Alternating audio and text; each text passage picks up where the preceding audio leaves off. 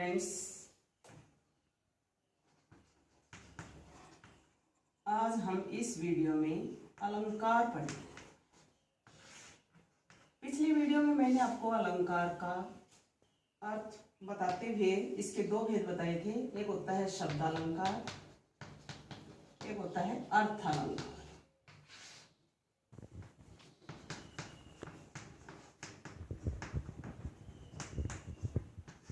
पिछली वीडियो में हमने क्या पढ़ा था? शब्दालंकार।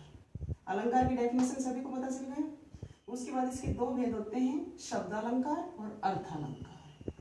काव्य में जहां शब्द के कारण चमत्कार उत्पन्न होता है वो शब्दालंकार होता है, और काव्य में अर्थ के कारण जहां चमत्कार उत्पन्न होता है वो अर्थालंकार कहलाता है। अब शब्दालंकार में अलंकार के तीन भेद होते हैं। कौन कौन से बताए थे आपको? अनुप्रास अलंकार, यमक अलंकार और श्लेष अलंकार। अर्थालंकार में आज मैं आपको अर्थालंकार पढ़ाऊंगी। इसमें कौन कौन से अलंकार आते हैं? उपमा अलंकार,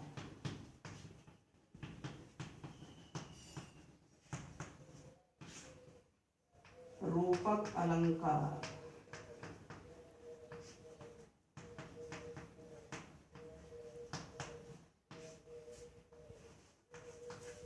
उत्प्रेक्षा अलंकार,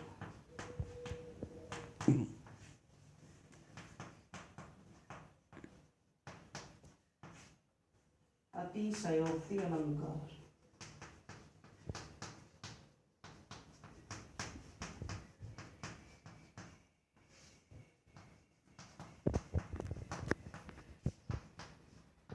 और मानविक।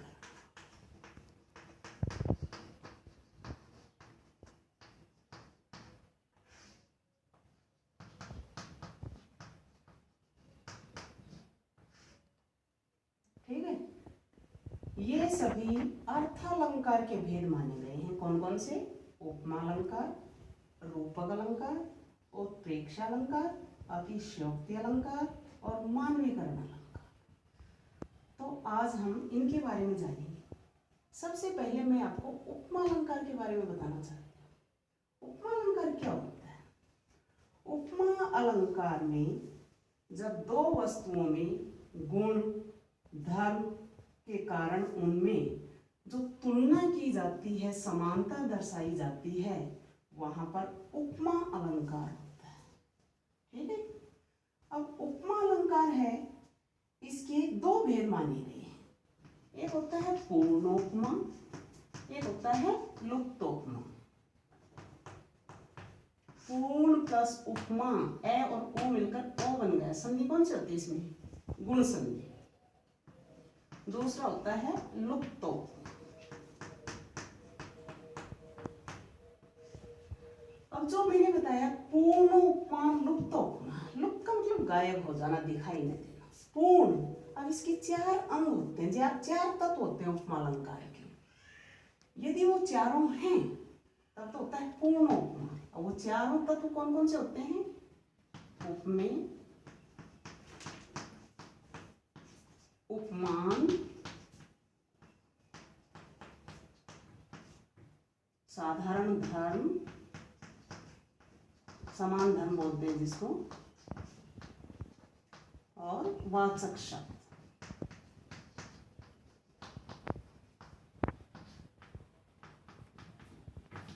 यदि चारों तत्व उसमें आ रहे हैं, उपमेय, उपमान, समान धर्म, वाचक शब्द, तब तो है पूर्ण। और इन चार में से यदि एक नहीं है, दो नहीं है, तो वो हो जाता है लुप्त उपमा। अब सबसे पहले मैं आपको उपमा अलंकार का एक उदाहरण देकर ये समझाती हूँ, स्पष्ट करती हूँ। अब देखिए, पूर्ण उपमा, इसके चार तत्व बताए हैं, उपमेय, उपमान, समान धर्म और वाचक शब्द। उदाहरण देखिए, हरि पद कोमल कमल से।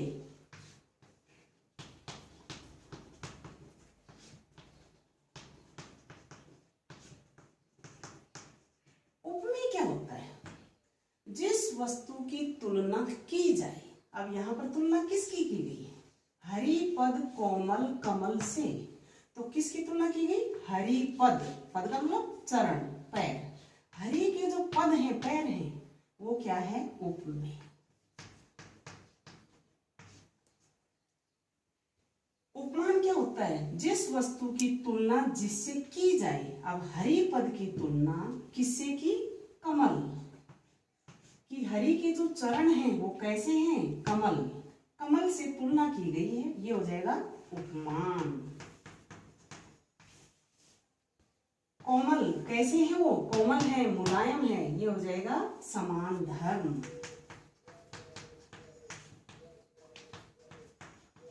और से ये हो जाएगा वाचक शब्द। तो उपमा अलंकार की पहचान के लिए हम बोलते हैं कि जहां पर सी सा सम जैसे शब्द आ जाएं, सी सा सम, वहां पर उपमा अलंकार होता है। जैसे हरि पद कोमल कमल से। अब हरि के पद कैसे हैं? कमल जैसे कोमल हैं, तो ये उसकी क्या की गई है? उपमा दी गई है, तुलना की गई है, उनमें समानता दर्शाई गई। ठीक है, ये है उपमा अलंकार का उदाहरण। झूम पड़े मखमल से हाथी सा टीला, तो हाथी सा, सी सा सम बताया अभी मैंने, ये क्या हो जाएगा? उपमा अलंकार का उदाहरण हो जाएगा। आ गया समझ में? अब नेक्स्ट हम पढ़ेंगे रूपक अलंकार। रूपक अलंकार, रूपक में क्या होता है? रूपक अलंकार में वही कि उपमेय और उपमान में क्या होता है? इसमें सदृश्यता दर्शाई जाती है, उसको वही मान लिया जाता है। जैसे एक एग्जाम्पल है चंद्रमुख।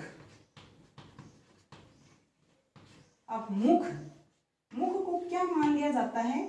चांद मान लिया जाता है। उपमा में तो क्या होता है कि मुख कैसा है? चांद सा मुखड़ा, चंद्र सा मुख, वो तो हो जाएगा उपमा अलंकार। और चंद्रमुख, अब ये क्या है? मुख मान, मुख किसके समान है? चंद्र जैसा, उसी के समान बता दिया जाता है, उसमें अंतर स्पष्ट नहीं किया जाता, तो वहां रूपक अलंकार हो जाता है। जैसे आपको ललदेव के बाद पढ़ाए थे, उसमें भी आया था कि क्या करें? भवसागर पार, भवसागर, तो भवसागर क्या है? संसार रूपी सागर। भव क्या होता है? संसार, तो संसार रूपी सागर, ये रूपी, रूपी आकर रूपक अलंकार होता है। मैया मैं तो चंद्र खिलौना ले हूं, तो चंद्र खिलौना वो क्या है? चंद्रमा को ही खिलौना मान लेता है, उसमें उसका आरोप होता है, वहां होता है रूपक अलंकार। चंद्रमा, चंद्र का क्या है? वो चंद्रमा खिलौना मांग रहा है, खिलौना ले रहा है, तो क्या है? मैया मैं तो चंद्र खिलौना ले हूं। श्री कृष्ण कहते हैं माता यशोदा से, मैया मैं तो चंद्र खिलौना ले हूं।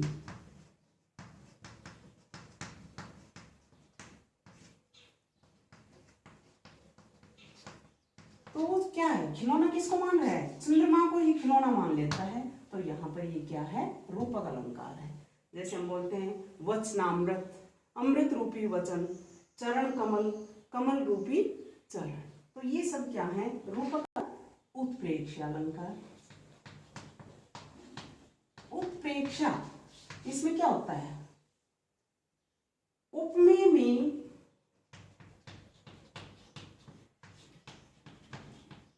उपमान का आरोप होता है।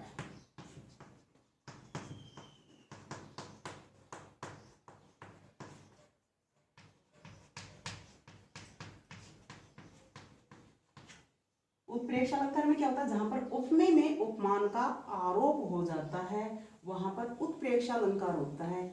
इसके लिए जैसे हम किन शब्दों का प्रयोग करेंगे, किन से पहचानेंगे? मानो, मनहूं, जानो, जनहूं, जो, ऐसे शब्द जहां भी आते हैं वहां उत्प्रेक्षा अलंकार होता है। जैसे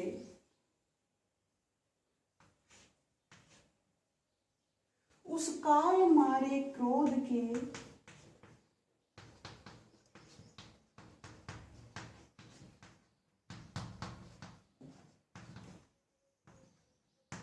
तन कांपने उनका लगा,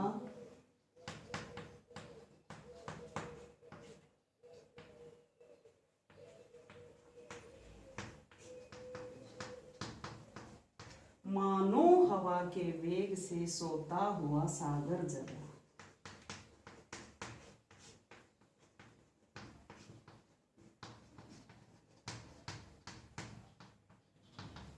मानो हवा के वेग से सोता हुआ सागर जगा। अब इसमें कौन सा शब्द आया, हमने क्या बताया था अभी, मानो, मनहूं, जानो, जनहूं, ज्यों। तो यहाँ पर उस काल मारे क्रोध के तन कांपने उनका लगा, मानो हवा के वेग से सोता हुआ सागर जगा। तो यहाँ पर क्या है, उत्प्रेक्षा अलंकार। ठीक है, इस तरह से इसके काफी उदाहरण है। आगे है हमारा अतिशयोक्ति अलंकार।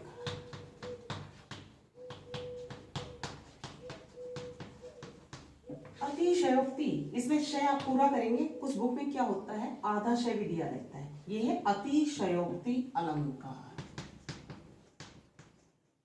अतिशयोक्ति का मतलब क्या होता है, अतिशयोक्ति का मतलब होता है किसी चीज का बढ़ा चढ़ाकर वर्णन करना, अतिशयोक्ति अलंकार कहलाता है। जैसे हनुमान की पूंछ में लगन न पाई आग,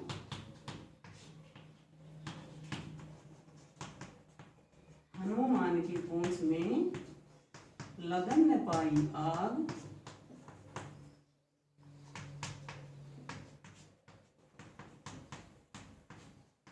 लंका सगरी जल गई गए निशाचर भाग।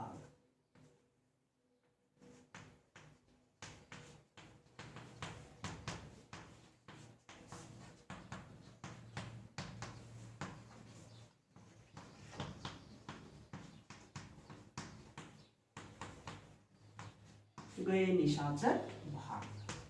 क्या कह रहे हैं इसमें, इन पंक्तियों में, कि हनुमान की पूंछ में तो आग भी नहीं लगने पाई थी, लगन न पाई आग, और उससे पहले ही लंका जल भी गई और राक्षस लंका को छोड़कर वहां से भाग गए।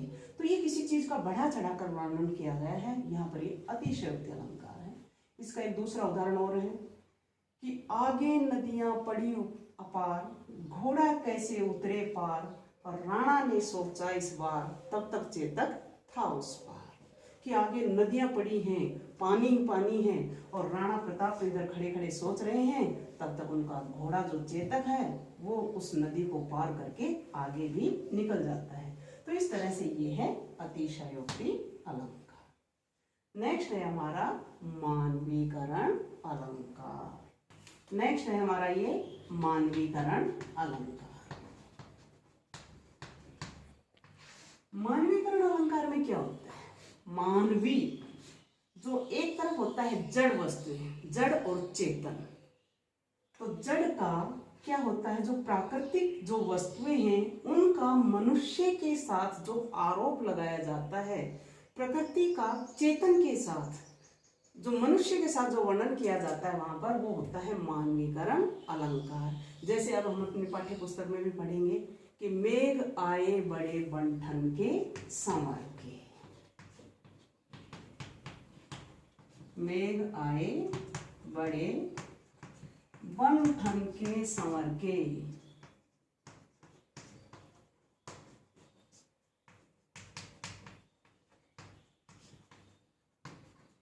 अब ये क्या है, मेघ बादल, बादलों का आना है, ये है प्रकृति का।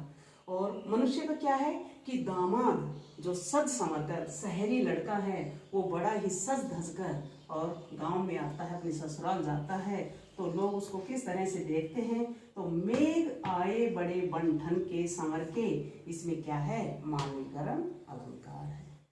एक जैसे बूढ़े पीपल ने बढ़कर जुहार की, बूढ़े पीपल ने